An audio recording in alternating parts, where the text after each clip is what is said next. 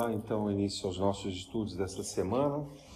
Evangelho segundo o Espiritismo, capítulo 8º, e o tópico é número 5, pecado por pensamento e adultério.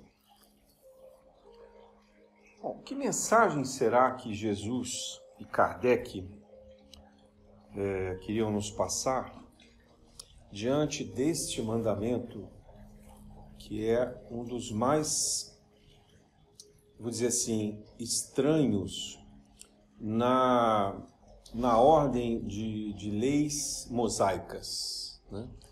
E por que eu estou falando de estranho? Porque, segundo o costume dos judeus, esse é um mandamento que se aplicava a muitas mulheres. A gente vê em algumas cenas do Evangelho Jesus tendo que socorrer mulheres que iam ser apedrejadas, que eram possivelmente acusadas de uma forma falsa, ou pelo menos sem nenhum critério de julgamento, e a lei mosaica determinava que bastava a palavra do marido, quer dizer, do homem, né, para que se presumisse que elas eram culpadas. Então, se a gente tiver que olhar esse mandamento dessa forma como os judeus construíram a sua organização social, Jesus estaria sendo injusto. E é claro que ele não defendia isso dessa maneira, tanto que ele é o primeiro a socorrer aquela mulher apedrejada, trazendo à luz os pecados, né, os males que os homens ali, dispostos a condená-la à morte, também praticaram. Quer dizer, ele mostra os crimes que eles cometeram.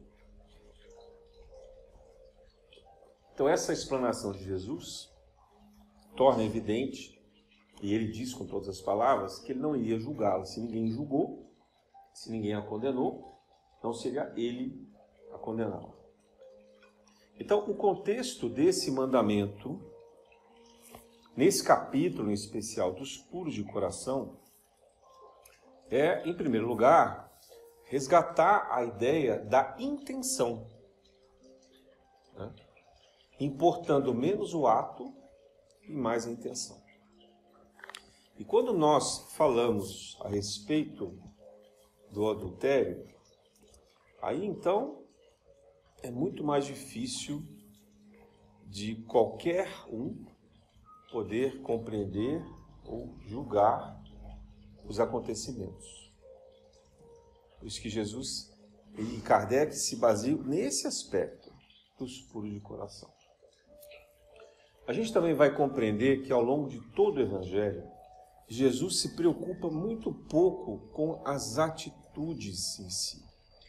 Não que isso não tenha valor, mas ele procura olhar o ser humano do futuro, o potencial do ser humano. Porque se ele fosse olhar os crimes que cada um de nós, ou daqueles que com ele convivia, cometeram, não ia escapar ninguém, né? Cada um tinha a sua história. Um apóstolo era corrupto, interesseiro, o outro era mentiroso, Madalena era uma mulher cortesã, e assim por diante, né? Assim, todos eles ali tinham suas falhas morais, as suas histórias, talvez as suas infidelidades. Maria Madalena, quando se junta ao grupo, cria um mal-estar entre os apóstolos, e possivelmente muitos deles a conheciam do lugar onde ela trabalhava. Então eles já tinham estado ali, né? Então falar de adultério para eles ali era algo que era relativamente comum entre aqueles homens.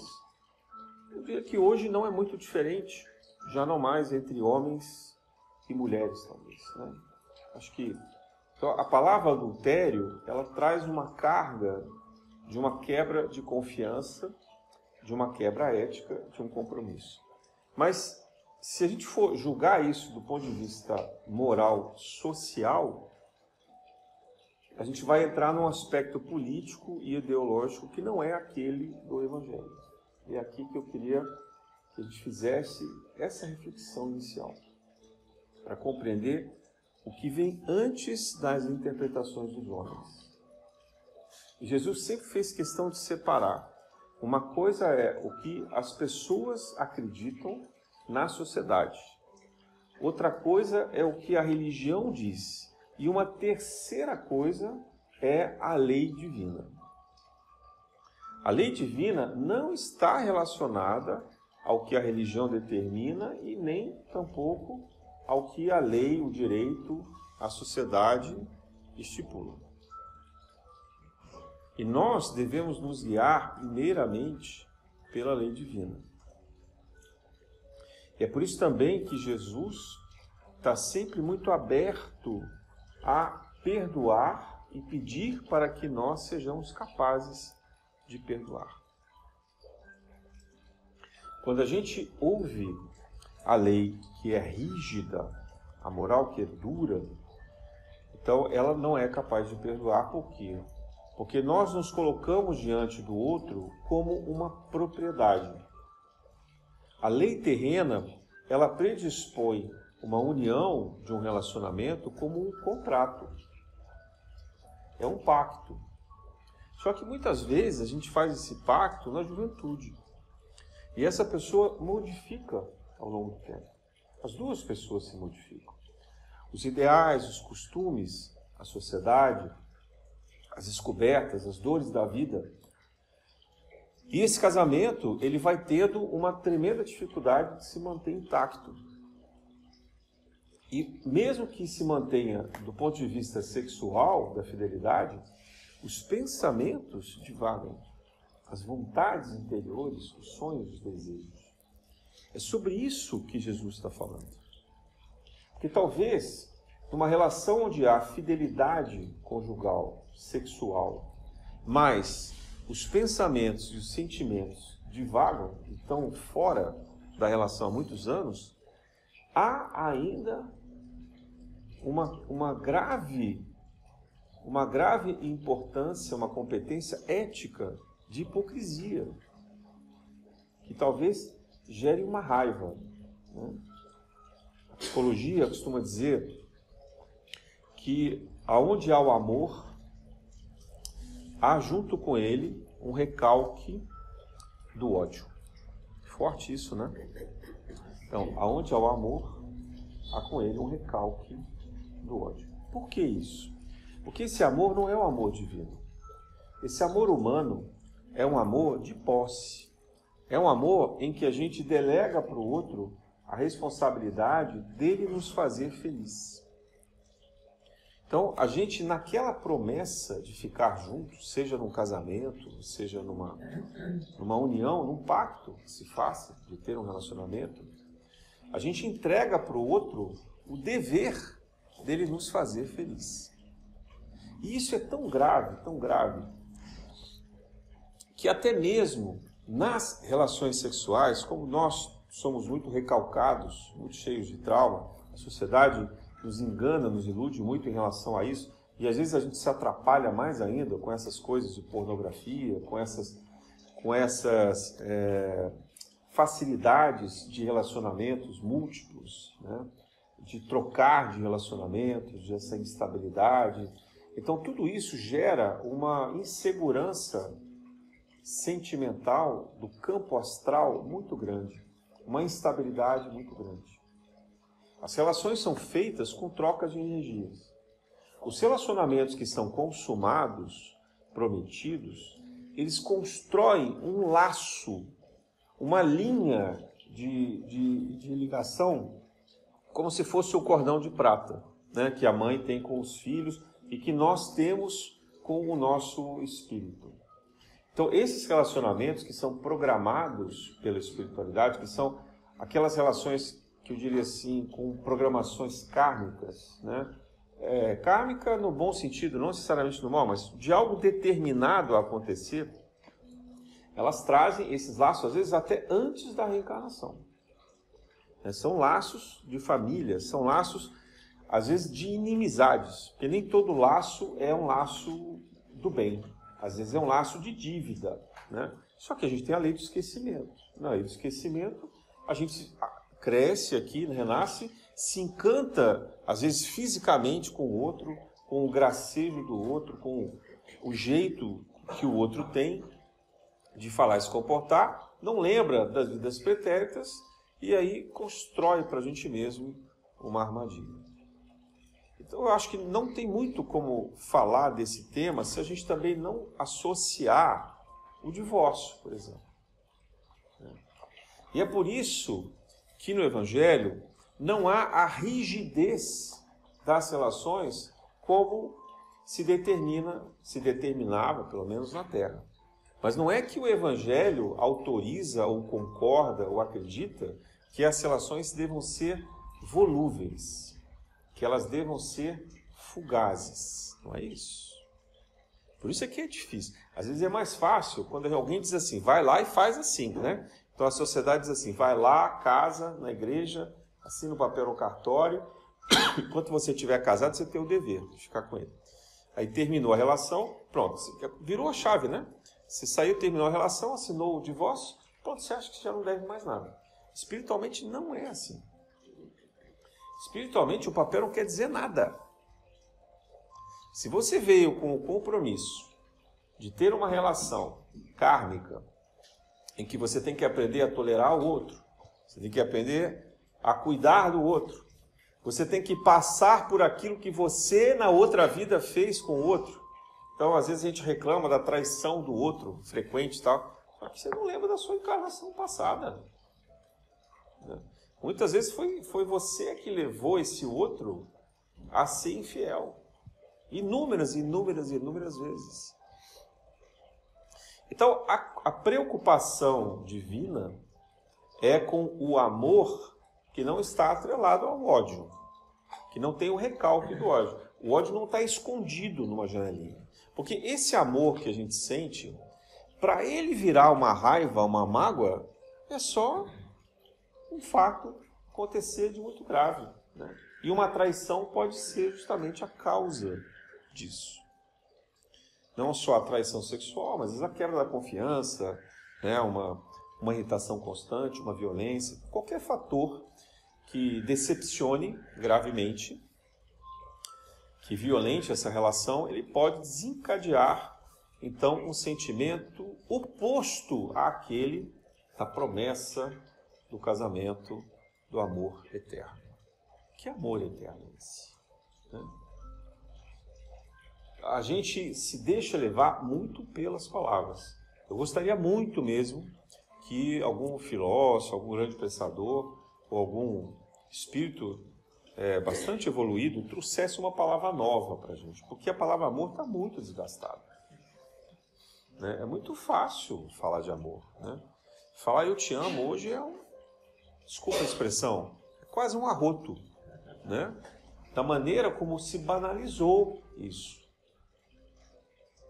Então, alcançar a dimensão do amor, falava na semana passada, a divisão dos gregos, né? Passado, retrasado, não me lembro, sobre o amor que é esse amor erótico, humano, emocional, racional, o amor que é a amizade, mas é também o amor do conhecimento, né? E por último, o amor ágape, que os gregos chamavam do amor divino. Então, o amor que a espiritualidade cuida é esse amor ágape. É até ir além do que os gregos compreendiam como ágape. Mas é um amor sagrado. É um amor que a psicologia, por exemplo, chama de sublimado. É um amor que você ultrapassa o desejo. Onde você se dá conta que o outro é incapaz de te fazer feliz. Se vocês não sabiam, desculpe. Ter que revelar isso. O outro é incapaz, é impossível o outro fazer a gente feliz. Mas não é essa, né? A felicidade é algo que você encontra a partir de você mesmo. O processo do amor é você dentro. Por isso que ama ao próximo como a si mesmo. Ele não diz assim, deixa o próximo te amar. Né? Jesus podia ter dito isso, não podia? Então qual é o maior mandamento? É amar a Deus sobre todas as coisas e amar o próximo deixando ele te amar. Não foi isso que Jesus disse. Ele nem se preocupou se o próximo está te amando ou não está amando. Ele não chega nem a mencionar isso, porque isso é irrelevante. O sentimento de amor começa com o alto amor. É o amor que parte do divino, então que ele é o ágape, ele é sublime, ele é incondicional, é colocar a espiritualidade em primeiro lugar, a força criadora em primeiro lugar, então é o bem comum, o bem universal, e a partir daí se compreender como pessoa, como espírito encarnado, como personalidade nesse corpo físico, nessa forma de gênero escolhida, né, masculino, feminino, nessa condição de conflitos, de traumas, nessa família em que a gente nasceu, e ter que lidar com isso. Né? Ter que lidar com esses conflitos, com essa sexualidade, com as incertezas, com os dramas, com as traições. Então é ser capaz de se amar. O percurso do amor traz o outro como um parceiro de travessia. Vocês entendem isso? É um parceiro de travessia. Então imagine o seguinte, você está fazendo uma caminhada junto. Enquanto está no plano, no início da caminhada, está todo mundo rindo, contando, olha que essa florzinha que bonitinha, olha, apareceu uma abelha, olha que lindo o sol, aquela árvore na floresta, né? 3 horas depois, cheio de pedra, chovendo, começa uma subida, vocês vão ter que acampar no meio do mato. Não é assim o casamento, o relacionamento? Não é assim? Então, esse parceiro de jornada, ele pode cansar antes da gente. Ele pode ficar irritado, ele pode querer desistir, né? Ele pode achar uma cabana e falar, segue você aí, eu vou ficar aqui nessa cabana. Não quero mais. Então, quando a gente traz para um campo de realidade, você fala assim, olha, ele é só um parceiro de uma jornada. Como se fosse uma caminhada, uma trilha difícil de ser feita. Ela vai ter momentos de alegria e vai ter momentos de extrema dificuldade. Então, quando há um pacto de parceria, essa caminhada conjunta é muito melhor. Porque um se ajuda, né? Os dois se ajudam, um ampara o outro. Mas se os dois começam a querer disputar quem chega primeiro e começa a colocar culpa, né? E tem aquela história assim, você não olhou o mapa direito, antigamente que a gente dirigia no carro tendo que olhar mapa, essa corrente que a gente estabelece com o outro, ela tem que produzir uma cumplicidade. Ela tem que produzir uma reciprocidade, né? Então isso vale tanto para uma relação amorosa, como também para uma relação familiar. Entre pais, filhos, entre irmãos, entre parentes em geral, vale também como amigos. Agora, o curioso é que nos amigos a gente costuma ser mais tolerante. Às vezes a gente até ri dos erros dos outros, né?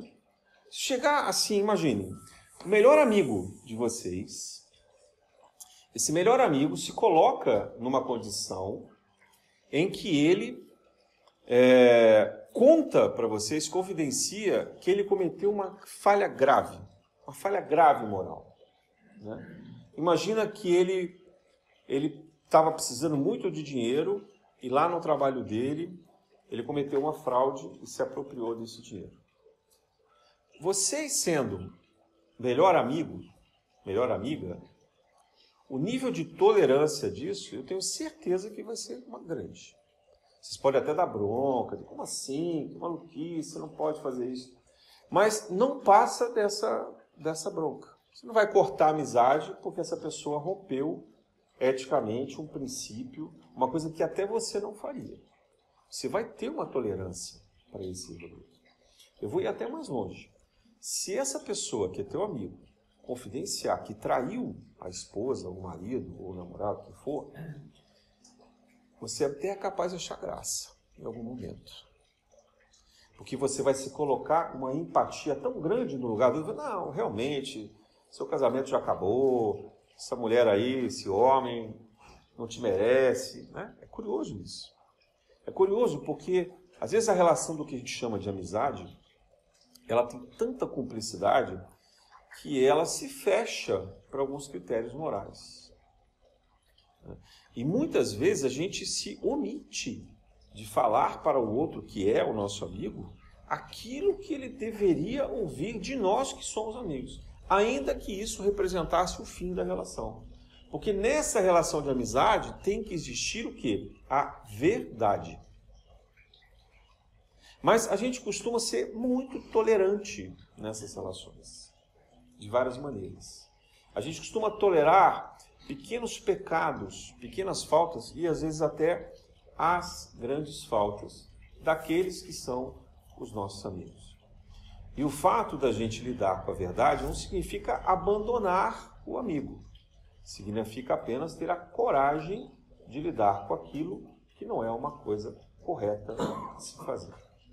Já numa relação a dois, a nossa tolerância, se é para com os outros de fora, também é muito grande.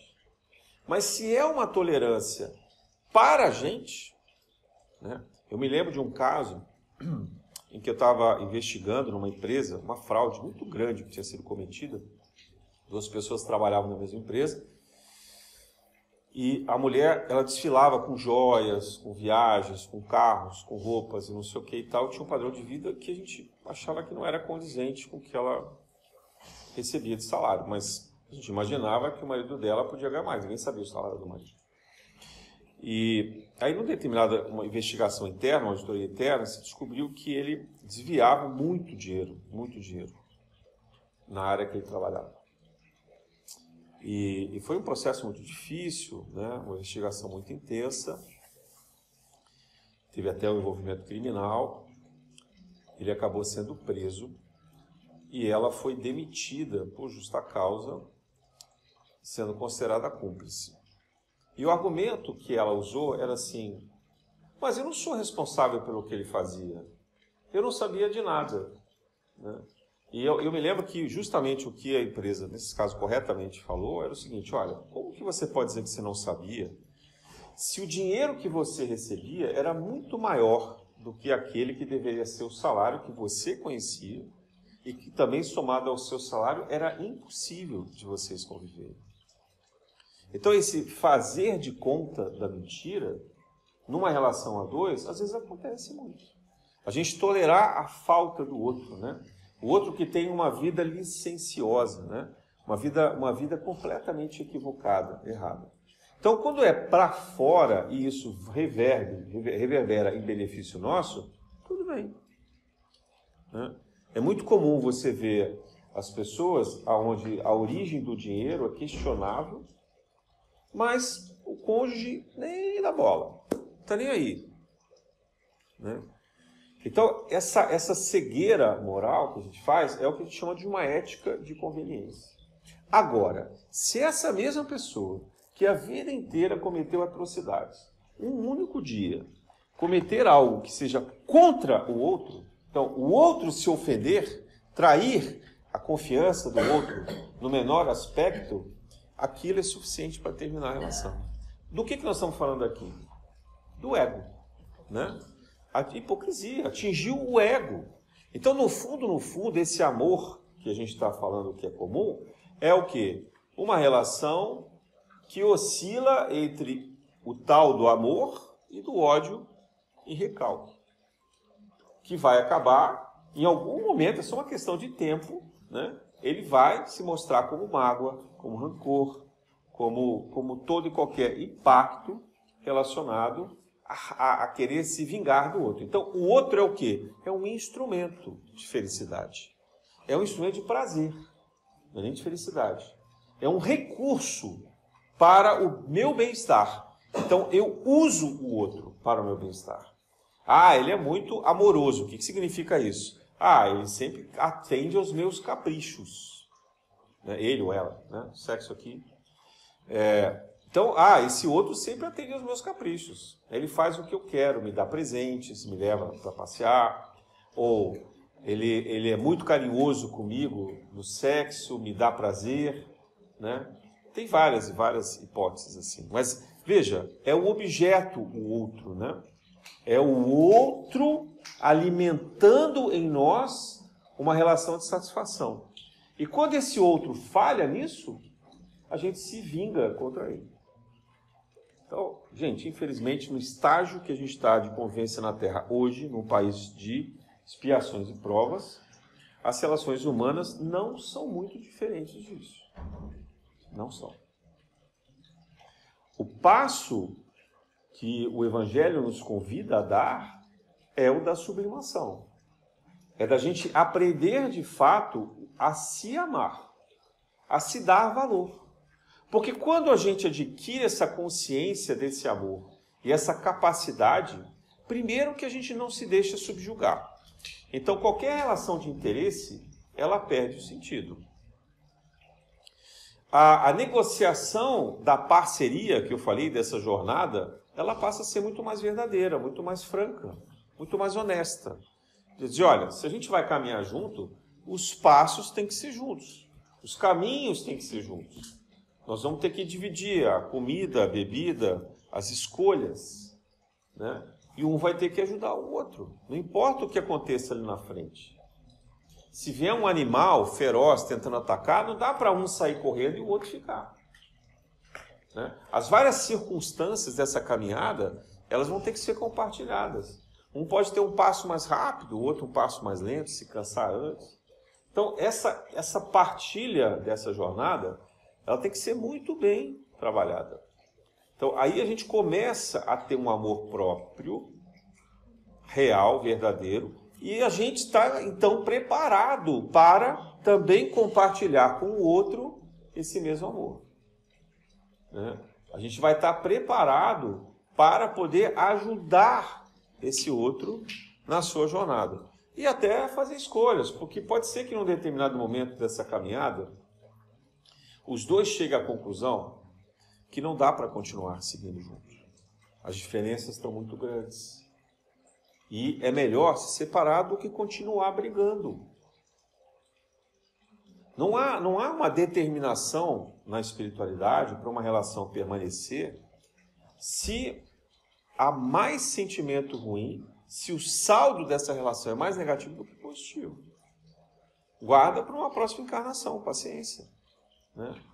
Não dá, às vezes a gente não consegue resolver as diferenças todas. Mas é melhor que a relação termine em uma condição em que a gente consiga conviver, em que a gente consiga olhar para o outro e perdoar. Né? Ainda que demore, mas que esse perdão em algum momento venha. Do que deixar chegar num extremo que ninguém pode controlar.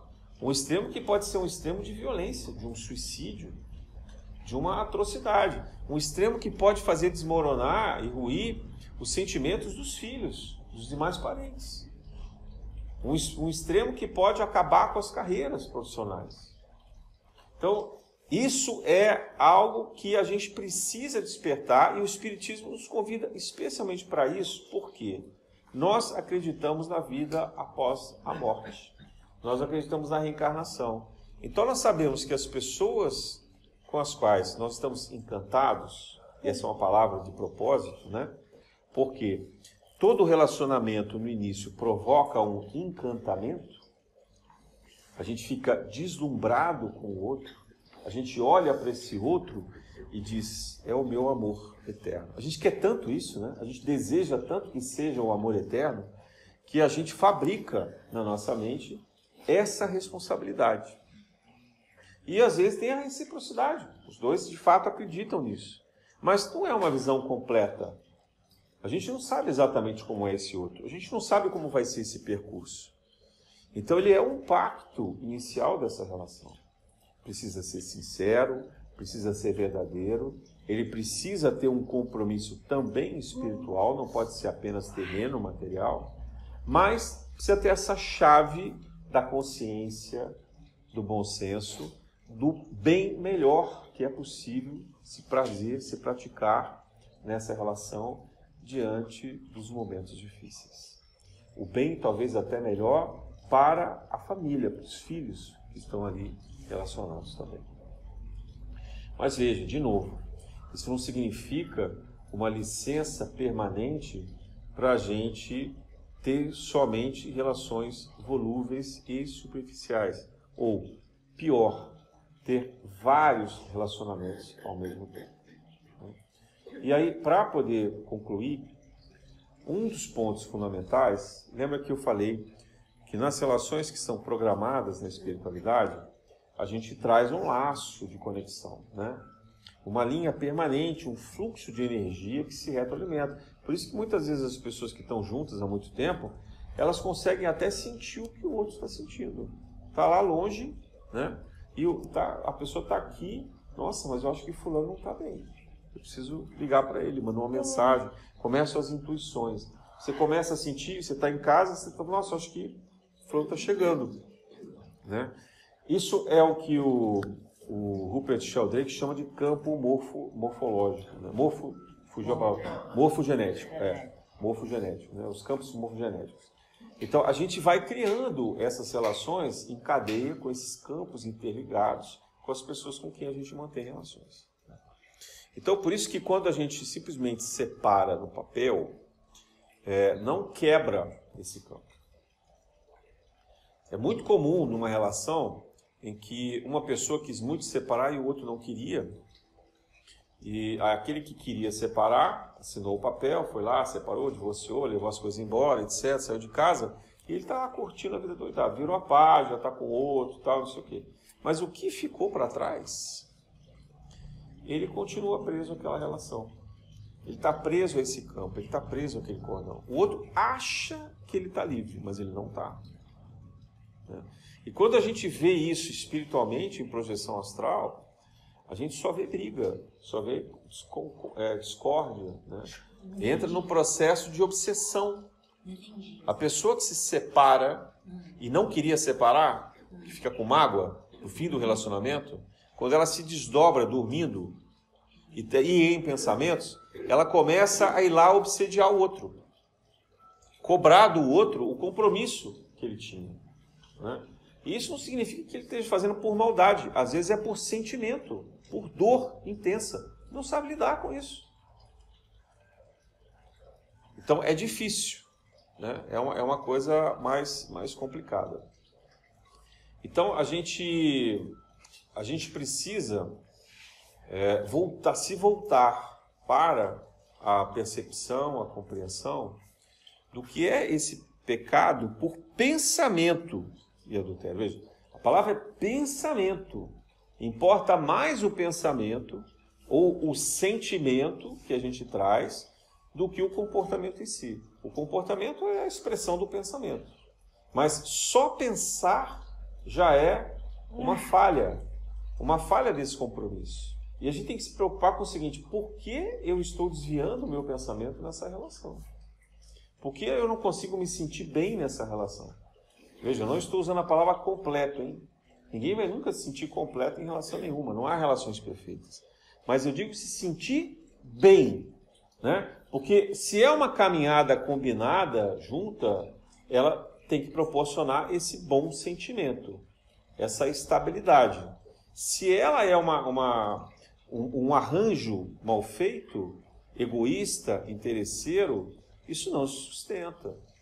Mas mesmo o rompimento, ele tem que ser, muitas vezes, trabalhado, né? Ou pelo menos tem que haver uma franqueza.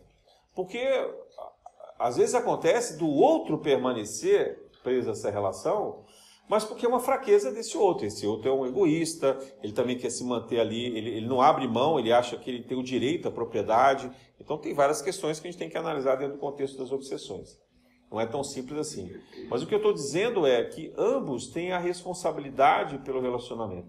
Principalmente uma relação que ela é feita para longo prazo, como um casamento, como uma relação ou equivalente a um casamento, né?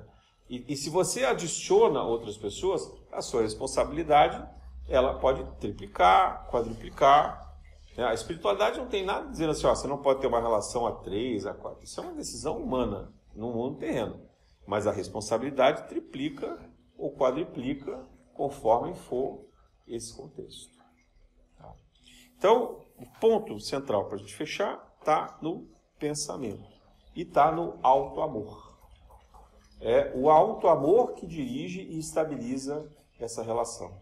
É o auto-amor que nos prepara para o relacionamento com Deus e ele nos prepara também para o relacionamento com o outro, de uma forma dinâmica, aberta. Amor próprio, né? O amor próprio. O amor próprio, que é aquele que se conhece, que sabe, que tem em si a compreensão das suas fraquezas, mas também ele percebe os seus desejos e sabe pela vontade controlar e determinar aquilo que ele tem o propósito de fazer. Então, o propósito ajuda, esse propósito espiritual ajuda a concatenar, a ordenar essas decisões. Mas é preciso ter clareza. Aí você fala assim, mas agora já foi, já estou casado, como é que eu faço? Né? Então faz agora. Né? Vai buscar essa clareza, esse momento, agora. E é por isso que a gente também sempre recomenda, vai buscar fazer uma psicoterapia, uma análise, buscar alguma compreensão sobre isso, estudar e fazer reflexões, meditações, exercícios práticos que te conectem com você mesmo. Que façam você perceber quem é você nesse universo. Para deixar de culpar o outro. Porque talvez as feridas, as dores, os conflitos estejam demais colocados no outro. O inferno são os outros, né? A gente costuma dizer. Né? Não é verdade. Quando a gente ganha essa clareza, as respostas aparecem claramente. Porque a solução vai estar no outro, né? Não, a solução tem que estar na gente, não pode estar no outro. Se você colocar tudo no outro, a solução vai estar no outro, né? Pois é, mas que solução é? Será que o outro de fato pode solucionar? Será que ele quer solucionar? Então não dá para esperar do outro, né? Tem que ser uma coisa boa, harmonizada. E para isso tem que ter essa clareza. Então, Jesus, o que ele disse para a mulher quando ela não é mais condenada?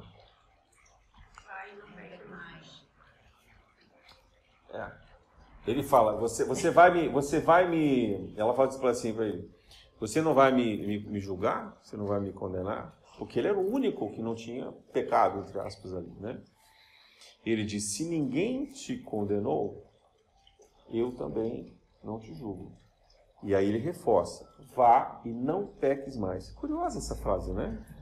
Porque se ele conhecia a alma dos homens, ele também conhecia a alma dela.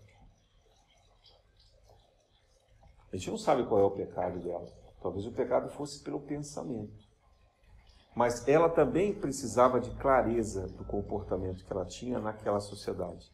E naquela sociedade, naquele contexto, ela não tinha saída senão ser fiel ao marido. E ela sabia disso. Que o espírito dela era esclarecido para aceitar até como uma expiação de se submeter àquela relação. Porque ela pode ter sido um homem judeu numa encarnação anterior que fez isso com as mulheres dele. Então ela precisava passar por aquilo para ela poder aprender. Então o não pecar mais nesse caso tinha a ver um pouco com a resignação no caso dela. Né? Dela saber encarar o dever moral que ela tinha e espiritual e aprender com essas lições. Deixar que essas dores não a interferissem no progresso espiritual dela. Quem foi o espírito que a gente conhece dentro do espiritismo que melhor fez isso? Foi Lívia, esposa de Emmanuel. Está lá no livro há 2000 anos. Né? Então, quem quiser conhecer a história de Lívia, ela é o exemplo perfeito disso. Porque o Emmanuel se vira contra ela, acusa falsamente que ela teria um caso com Pilatos, que era uma mentira, e ele rompe a relação sem deixar que ela vá embora, não deixa ela falar com a filha, e ela sofre a vida inteira como se fosse uma serva dentro de casa. Mas ela aceita com resignação porque ela sabia do dever dela com o Emmanuel e com a filha. Então ela tinha que dar o testemunho necessário para tocar o coração deles. E ela consegue fazer isso. Né? É difícil falar disso porque na sociedade de hoje, que se preza tanto pelo feminismo, pelo cuidado, o empoderamento da mulher e o cuidado de não ter a violência doméstica, é perigoso a gente falar disso, porque parece que a gente está autorizando ou concordando com a violência. Mas eu queria contextualizar o seguinte. Lívia viveu há 2000 anos atrás. O cenário de hoje é completamente diferente.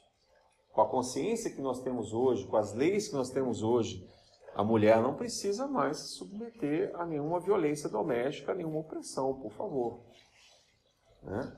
Hoje você tem o direito de se separar, se estiver acontecendo, faça isso, ou o homem também. Mas naquele tempo de Jesus, era assim que a sociedade funcionava e naquele estágio que os espíritos estavam. Tá? Só para a gente contextualizar, o que valia para 2000 anos atrás não necessariamente vale para hoje. Né? Por isso que o amor próprio, né? Por isso que você tem que aprender a se tornar livre para alcançar esse amor. Não dá para esgotar esse tema acho que é pauta para muitas e muitas conversas, muitas e muitas palestras. Hoje a gente precisa encerrar, mas nós vamos peço a vocês que estudem em casa, que procurem se dedicar a isso e buscar compreender melhor essas coisas, porque elas são muito sérias e muito importantes. Pedir também que a espiritualidade nos ilumine e nos auxilie nesses trabalhos. Na graça de Deus.